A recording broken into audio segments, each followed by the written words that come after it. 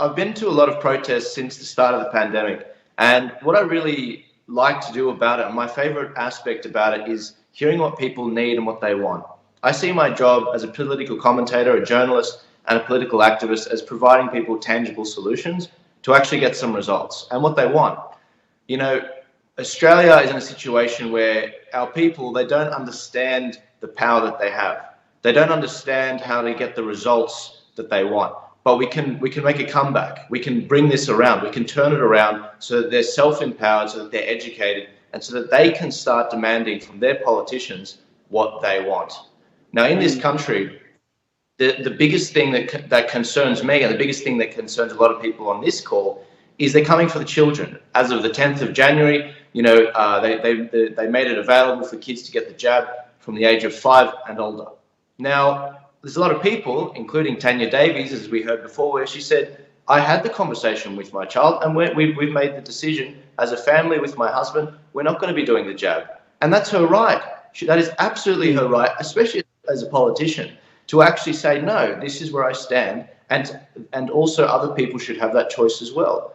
A lot of parents are very anxious. They're very anxious about what their schools are going to do. A lot of people say, Joel, it'll never happen. Well, I'm sorry, guys, we're 2 years into this, and my record is 100% accurate on this. We said that Gladys was going to go, and she's gone. We said that they were going to roll out a vaccine passport, and they did. We told you they were going to start taking people's jobs away, and they have. We have a two-tiered society. My record's clear, and I've done everything in my power to call this out. Now, when it comes to the schools, parents are anxious.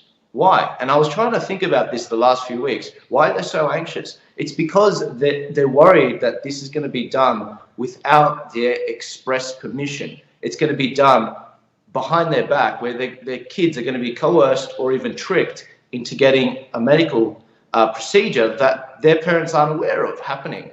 So, and whether that comes through peer pressure, whether that comes through, the school sort of, herding them in and them just going with their peers, or the kid giving permission, and even though they're in no position to give it because they're not old enough, that's what parents are worried about. And so I wanted to give parents some long-term and short-term especially solutions to this. Keep track of your school.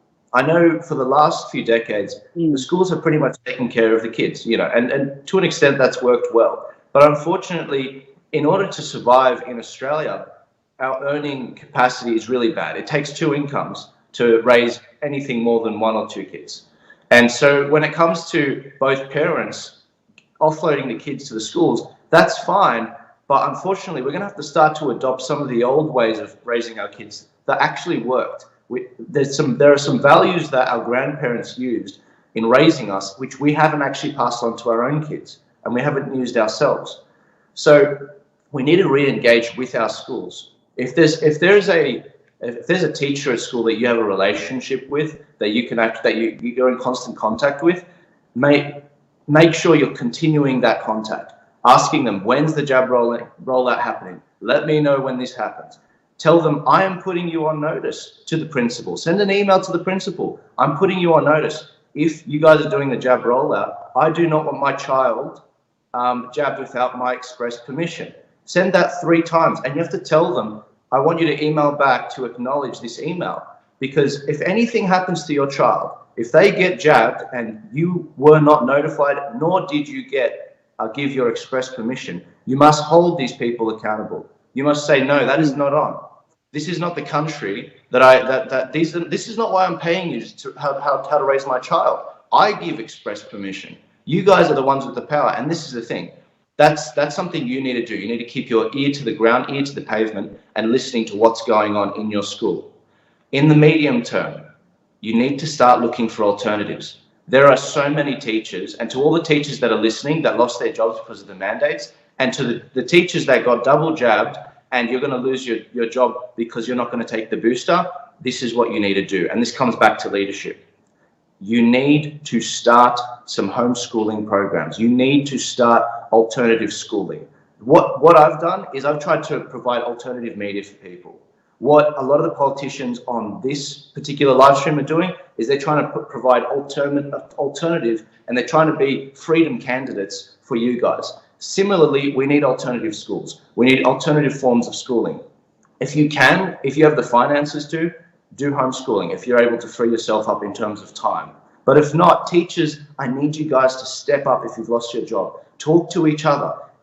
Build a program that we can get behind. We will push it. We will back you. Parents are begging me. They are begging me for a solution on this. I'm just a guy that came from construction and I've started the channel. I can't provide that. I don't know the curriculum. We need solutions for this because parents are starving for something like this. Now, I can direct them to some great tutors that are out there, but ultimately we need a medium to long-term solution for schooling here. We can only keep track of the jab rollout for so long, and there's a lot of parents that are going to pull their kids out the moment that they're too scared of their child getting jabbed in their school without their permission, because that's what's going on. Over 200,000 kids have been jabbed in this country in that age group. We have to, over the age of 5. So we've got to be very careful, keep it in the short term, keep tabs on our school. In the medium term, look for alternatives. And the long term, of course, it's political. You guys know how I like giving tangible solutions for the political. Join a freedom party. What's a freedom party? A freedom party, I have my terms ready for you guys. I'm very exact. I'm not like some of the politicians in the mainstream parties, not the ones that are on here. These ones are excellent. The ones in the mainstream parties that don't tell you anything. They thrive on your lack of knowledge so they can lead you up the garden path and do things to you that are against your interests. A freedom party is a party that is against vaccine mandates, vaccine passports, and lockdowns. They're essentially for freedom and getting government out of your lives. They don't want bigger government. They want smaller government. There are only 8 or 9 freedom parties that cross that bar. That's One Nation, that's Australia One, that's the United Australia Party, the Christian Democrats, the Liberal Democrats, the Federation Party, the Great Australia Party, GAP, and IMOP, and also Drew Pavlov's Democratic Alliance, which is actually a left-wing party.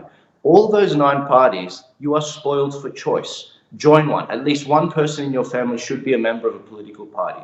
If you're there, you can enact change. If you're not happy with that party, go to another party. In some circumstances, you can join multiple parties. What's the point of that? Why do you join a party? So you can express your concerns. It's so that when election day comes, you can volunteer and hand out how to vote cards and help them wherever you can. Maybe you've got skills in video editing. Maybe you've got skills in an area that's going to really help them. That's your role. You need to start taking back your country. This is the problem that we face. In New South Wales, I've only got a couple of minutes left, but in New South Wales, we have 5.4 eligible voters. 5.3 million of them actually vote. Now, the amount of people in New South Wales, as of the last election, that are members of political parties, it's 30,000. And I've said this stat before. That's 0.5%. 0.5% of the eligible voters are in political parties, and they're creating policy, they're picking who runs, they're picking exactly the direction of their parties. That's what you need to do. The time has come to re-engage with your schools, re-engage in your country, and re-engage in your democracy, and take your power back and show some leadership on your family level, on your democracy level, and in your general and wider community. Now's the time. Don't look for anyone else for a savior. It's on you. We will provide you the tools. We will provide you the guidance. But ultimately, know Jesus Christ is coming to save you. Jesus Christ died 2,000 years for your sins. Joel, with your permission, I'm going to take what you've just said in the 10 minutes. I want to splice that, and I'm going to send that out everywhere. That was such an articulate, powerful, practical way to help us through this thing. Joel, where can people find you? I know you're a great guy. You're a great Christian man. Where do we find you? And I know that you and Mario are out there helping a lot of people. And just so that you all know, I work with Joel and Mario and helping get Bibles out to people. Can you tell, where do we find you? We'll get it up there on the site eventually. But just tell it. I want you to get behind Joel. I want you to get behind his organization. I want Joel to run for Prime Minister. That's what I want. Ask me again in 2 years. Ask me again in, I'm sorry. Sorry, not 2 years. I take that back. Ask me again in 2 decades. I meant to say decades. No, forget 2 decades. I'm going to ask you every week until you. How many of you out there agree Joel should run? People can find me on Turning Point on any of our platforms, Turning Point Australia. We're on Instagram, we're on Facebook, we're on YouTube, but you can also find my personal accounts. Look for the eyebrows, Joel Jammal. I'm on also Instagram, Facebook, and YouTube as well. But follow my Telegram. That's the most important place. And guys, please support Pat. Share this live stream while you're still listening. He's got some phenomenal speakers coming up. He almost called me George before, after George Christensen. No. I'm flattered. George is a man, I can get on here and I can talk all I want. George is a man that has taken flack this last week for you. He's in the mainstream parties. He's calling them out. And in fact, he's absolutely thrown everything at them. He's left it all on the field. He's an absolute legend. They're trying to taint him. And you need to support this man. Share this stream. Support Pat Mesiti. He's done an absolutely phenomenal job. Share this video, this little clip as well, so that parents know what they need to do. And let's turn this country around. We're going to take it back, and we've got to reintroduce some common sense and make Australia great again.